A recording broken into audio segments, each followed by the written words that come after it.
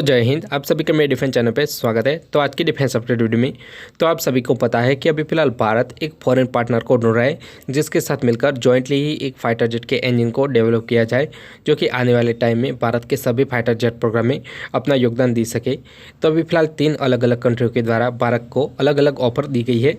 तो इन तीनों ही ऑफर के बारे में हम डिटेल से डिस्कशन करने वाले हैं और इन तीनों में से कौन सा पार्टनर की जो ऑफर है वो सबसे दमदार है, इसके बारे में डिटेल से डिस्कशन करने वाले हैं।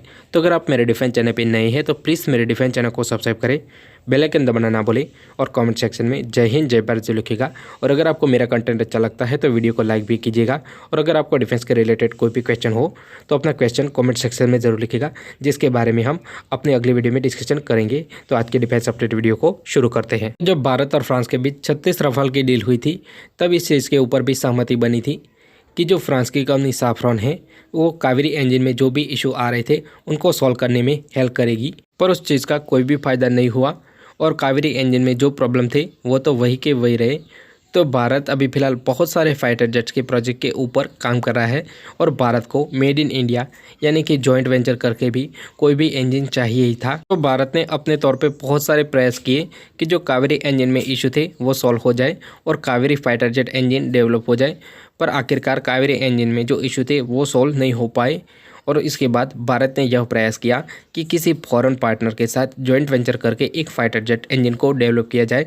तो शुरुआत में यह चीज़ लगभग कंफर्म थी कि भारत और फ्रांस की कंपनी साफ्रॉन मिलके एक जॉइंटली फाइटर जेट के इंजन को डेवलप करे। तो उस टाइम फ्रांस की कंपनी साफ्रॉन के द्वारा जो ऑफर दिया गया था वो अन्य कंपनियों के द्वारा दिए गए ऑफर से बहुत ही ज़्यादा अच्छा था। इसी वजह से यह चीज़ लगभग कंफर्म थी कि भारत और फ्रांस की कंपनी साफ्रॉन रफाल का जो स्नेकमा M88 इंजन है उसके तर्ज पे ही एक नए सिरे से जेट इंजन को डेवलप करेगी। पर अभी फ़िलहाल सिनेरियो पूरी तरह से बदल चुका है। तो उस टाइम रोल्स रॉय ने पूरी तरह से टेक्नोलॉजी ट्रांसफ़र और जो IP राइट है उसको लेकर पूरी तरह से सहमति नहीं बनी थी, पर अभी फ़िलहाल पूरी तरह से सिनेरियो बदल चुका है। तो अभी फ़िलहाल जो रोल्स रॉय कंपनी है उसने भी एक दमदार ऑफर भारत को दिया है।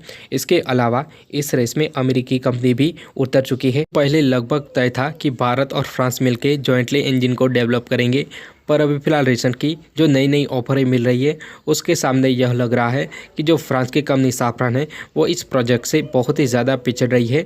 और अगर फ्रांस की कंपनी साफ्रॉन ने कोई नया ऑफर नहीं दिया तो यह चीज़ कंफर्म है कि वह इस डील से बाहर हो सकती है। हम डिस्कशन कर लेते हैं कि अमेरिकी कंपनी GE और ब्रिटेन की कंपनी रोल्स रॉय के द्वारा कौन कौन से ऑफर भारत को दिए जा रहे हैं।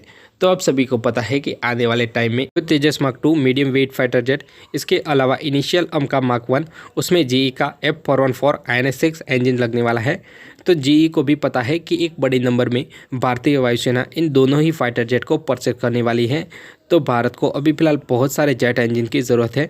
तो इसी चीज़ को ध्यान में रखते हुए अमेरिकी कंपनी जनरल इलेक्ट्रॉनिक्स ने बाइडेन एडमिनिस्ट्रेशन के सामने एक प्रस्ताव रखा है जिसमें GE का जो F414 INS-6 इंजन है उसकी पूरी टेक्नोलॉजी यानी कि 100% टेक्नोलॉजी भारत के साथ शेयर हो। इसके अलावा अगर यह इंजन 100% टेक्नोलॉजी ट्रांसफ़र के साथ भारत में बनता है तो इसका मैक्सिमम इंडियनाइजेशन किया जाएगा, यानी कि मैक्सिमम पार्ट भारतीय होंगे। तो इस चीज़ का प्रस्ताव अमेरिकी कंपनी GE ने बाइडेन एडमिनिस्ट्रेशन के सामने रखा है। अगर यह चीज़ पॉसिबल हो जाती है तो उससे आगे जाके यह भी संभावनाएं बढ़ जाती है कि भारत और अमेरिकी कंपनी जॉइंटली एक फाइटर जेट इंजन को भी डेवलप करे। इसके अलावा बात करें तो यह ऑफर भारत के लिए बहुत ही ज़्यादा महत्वपूर्ण हो जाता है, क्योंकि अमेरिकी कंपनियाँ अपने जो जेट इंजन टेक्नोलॉजी है वो किसी भी देश के साथ शेयर नहीं करती है, पर भारत के साथ अभी फिलहाल 100% टेक्नोलॉजी ट्रांसफ़र करने के मोड में है। इसके अलावा ब्रिटेन की कंपनी रोल्स रॉय के बारे में बात करें तो शुरुआत में रोल्स रॉय अपनी 100% टेक्नोलॉजी ट्रांसफ़र करने के मोड में भी नहीं थी। इसके अलावा भारत को IP राइट भी देने के तैयार नहीं थी, पर अलग अलग कंपनियों के द्वारा नए नए कंपटीशन चैलेंजेस मिलने की वजह से जो ब्रिटेन की कंपनी रोल्स रॉय है वो भारत के साथ 100% टेक्नोलॉजी ट्रांसफ़र भी करना चाहती है। इसके अलावा जो IP राइट है वह भी भारत को देने के लिए तैयार है। रोल्स रॉय के द्वारा भारत को यह प्रस्ताव दिया गया है कि अगर भारत चाहे तो जो यूरोजेट इंजन है उसके बेस के ऊपर ही भारत भारत और जो ब्रिटेन की कंपनी रोल्स रॉयस है वो नए सिरे से एक जेट इंजन को डेवलप करे। इसके अलावा अगर भारत चाहे तो वह जो ब्रिटेन, इटली और जापान मिलके 6th जनरेशन के जेट इंजन को डेवलप कर रहे हैं उस प्रोग्राम में भी पार्टनर बनना चाहे। भारत इस 6th जनरेशन प्रोग्राम में पार्टनर भी बन सकता है। इसके अलावा 100% टेक्नोलॉजी भारत के साथ शेयर भी होगी और भारत को IP राइट भी मिलेंगे और भारत अपने दम पे ही इस इंजन को मॉडिफाई करना चाहे तो कर सकता है। इसके अलावा अन्य देशों को अपना जो ये जेट इंजन है उसको ऑफर भी कर सकता है। तो एक बहुत ही बड़ी ऑफर ब्रिटेन की रोल्स रॉयस कंपनी के द्वारा भारत को दी जा रही है। जो चीज़ अमेरिकी कंपनी कर रही है वही ब्रिटेन की कंपनी रोल्स रॉयस भी कर रही है।